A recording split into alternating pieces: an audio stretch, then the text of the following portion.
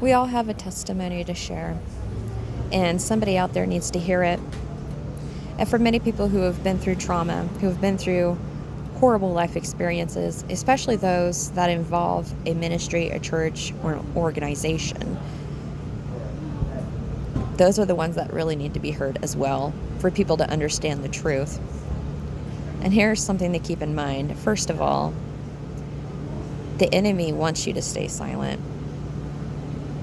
and he will use somebody close to you to do so, whether it be taking advantage of their judgmentalism or their unbelief in your testimony or in your stories, or even their own loyalty to the church or organization or leader.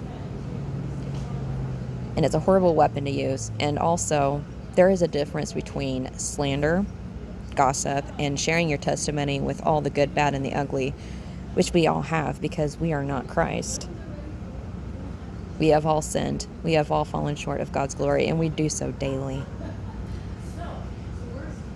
And it is good to check with the Lord once in a while to ensure what you're saying is in alignment with Him and spoken out in the right way. At the same time, judgmentalism is to be expected because there's always going to be someone who will judge you, who will reject you, who will block you because you're telling the truth. And it will even get to a point where they cut you out of their lives. They won't even face you in public.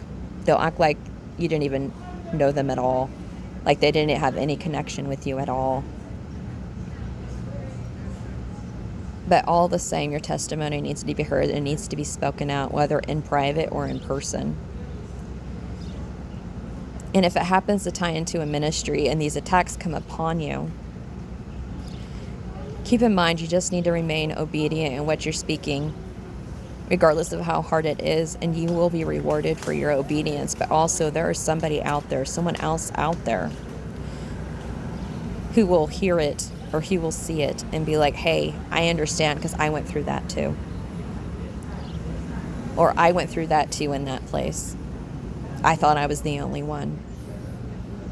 And then they'll see that you got out and that they will be encouraged as well. So be blessed and seek the Lord on how you do this. But your testimony needs to be heard. Somebody needs to hear it, and they need that. And be encouraged, because as you speak it out, you may have more in common with somebody out there than you realize. Be blessed, beloved.